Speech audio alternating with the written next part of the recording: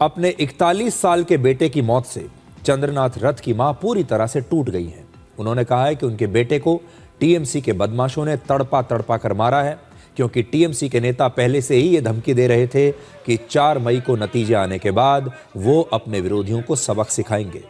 TMC के नेता पहले से ही ये कहते आ रहे हैं कि 4 मई के बाद बीजेपी के नेताओं और कार्यकर्ताओं को बचाने के लिए दिल्ली से कोई नहीं आएगा, और उन्होंने यही करके दिखाया है।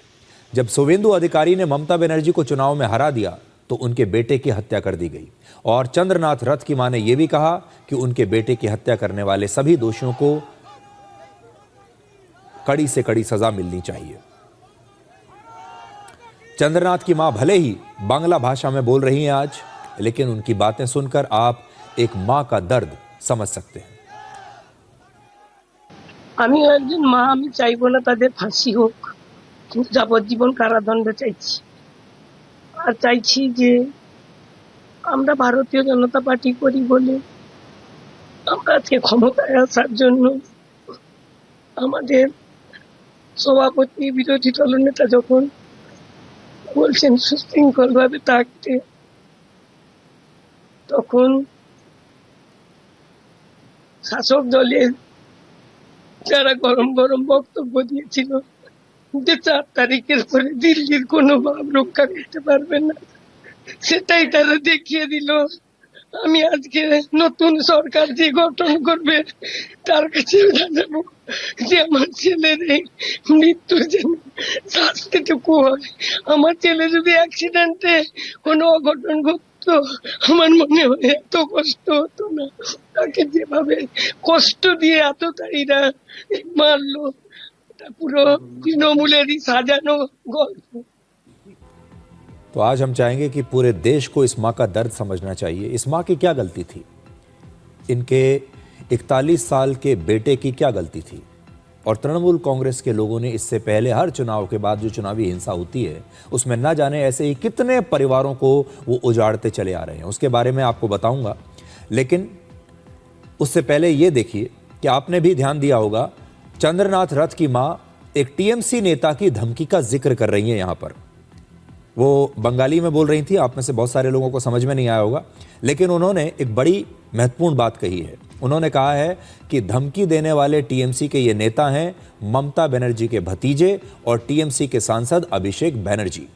27 अप्रैल को पश्चिम बंगाल में चुनाव प्रचार के दौरान अभिषेक बनर्जी ने ही ये धमकी दी थी कि 4 मई के बाद वो अपने किसी भी विरोधी को नहीं छोड़ेंगे और ऐसे लोगों को दिल्ली से बचाने के लिए कोई नहीं आएगा। अभिषेक बनर्जी ने यह भी कहा था कि इस काम की जिम्मेदारी वो खुद संभालेंगे। अब उनका ही बयान सुनिए। এবার আমি নিজে দায়িত্বে থাকব। 4 তারিখ 12টার পরে কোন জল্লাদের কত ক্ষমতা আর কার দিল্লির বাবা কাকে বাঁচাতে আসে আমি 4 তারিখ দেখব। आपने देखा, पूरे देश को आज ये बयान एक बार फिर से सुनना चाहिए और इसी बयान के आधार पर अभिषेक बनर्जी से पूछताछ होनी चाहिए। ये बयान उन्होंने किस आधार पर दिया, उस समय इनके दिमाग में क्या बात चल रही थी, ये जो धमकी उन्होंने दी है किस आधार पर दी है, और ये धमकी साफ साफ ये बताती है कि उनकी मंशा क्या थी।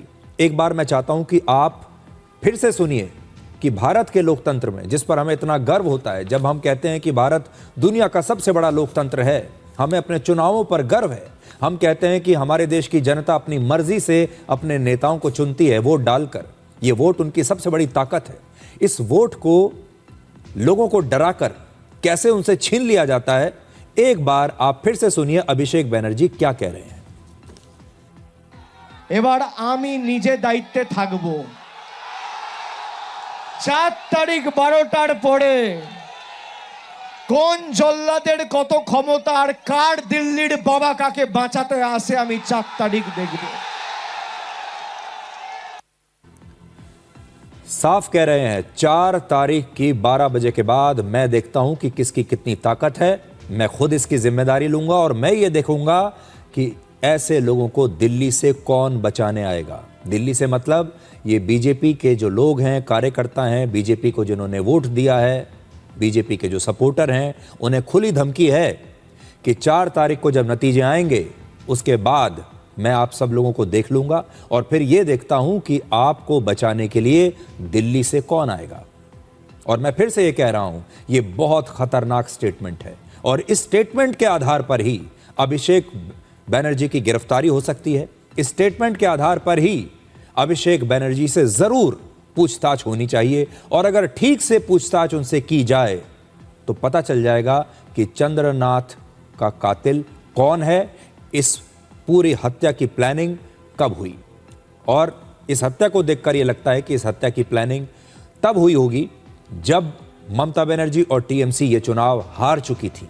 उसके बाद यानी 4 तारीख की रात को ये प्लानिंग शुरू हुई होगी, जब ये तय हो गया कि अभिषेक बनर्जी और ममता बनर्जी और उनकी पार्टी ये चुनाव हार गए हैं और तब ये प्लानिंग हुई होगी। इसलिए आज ये बयान जो 2 बार आपको दिखाया है, ये पूरे देश को बयान याद रखना चाहिए। हमारे देश का जो मीडिया है, जो अभी तक ममता बनर्जी और अभिषेक बनर्जी के इन बयानों को, इस प्रकार की चीज़ों को इग्नोर करता आया है, एक बार तो ये संज्ञान लेना चाहिए कि ये बोल क्या रहे हैं। अब से कुछ घंटे पहले चंद्रनाथ के घर पर उनका पार्थिव शरीर पहुंचा और वहां के लोगों ने उन्हें श्रद्धांजलि दी है, वो भी आप देखिए।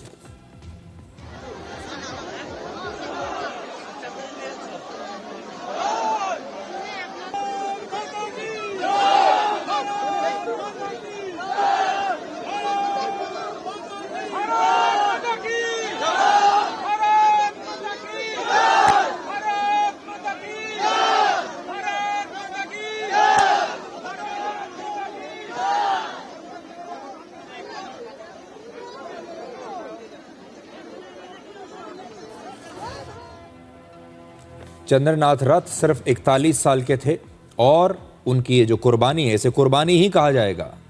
उनकी ये कुर्बानी और उनका ये त्याग बेकार नहीं जाना चाहिए और इस बारे में पूरी जांच होनी चाहिए। अभिषेक बनर्जी के इस बयान के बाद सबसे बड़ा सवाल आज यही उठता है कि क्या चंद्रनाथ रथ की हत्या की प्लानिंग चुनाव के नतीजे आने के बाद शुरू हो गई थी? ये तो पुलिस की जांच के बाद पता चल ही जाएगा कि चंद्रनाथ रथ की हत्या किसके कहने पर हुई और इसमें कौन कौन शामिल है। लेकिन आज जरा थोड़ी देर के लिए कल्पना कीजिए, अगर टीएमसी ये चुनाव जीत जाती, ममता बनर्जी ये चुनाव जीत जाती, अभिषेक बनर्जी ये चुनाव जीत जाते और उनकी फिर से सरकार बनती, तो वो इन लोगों का क्या हाल करते। जरा कल्पना करके देखिए कि ममता बनर्जी एक बार फिर से मुख्यमंत्री बन जाती, तो वो बीजेपी को जिन लोगों ने वोट दिया, जो बीजेपी के कार्यकर्ता हैं, जो बीजेपी के समर्थक हैं, उन लोगों का क्या हाल करती। और फिर न जाने पश्चिम बंगाल में कितनी हिंसा होती, चंद्रनाथ रथ जैसे कितने ही लोगों की हत्याएं की जाती, कितने ही घरों को जला दिया जाता, कितने ही परिवारों को बर्बाद कर दिया जाता। मैंने कल भी ये कहा था और आज मैं फिर से कहता हूं कि ममता बनर्जी ने पश्चिम बंगाल को नॉर्थ कोरिया बनाकर रख दिया था।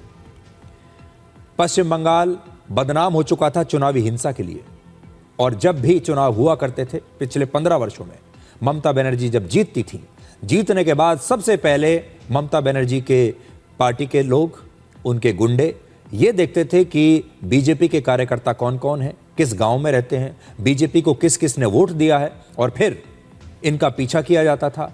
और बीजेपी के जो कार्यकर्ता हैं, बीजेपी के जो लोकल नेता हैं, चुनाव के नतीजे आने के बाद कई कई महीनों तक अपने घर नहीं जाते थे, कई महीनों तक अपने गांव नहीं जाते थे, क्योंकि वो जानते थे कि चुनाव के नतीजे आने के बाद जब बीजेपी हार गई है और ममता बनर्जी फिर जीत गई हैं, अगर वो अपने घर गए तो मार दिए जाएंगे।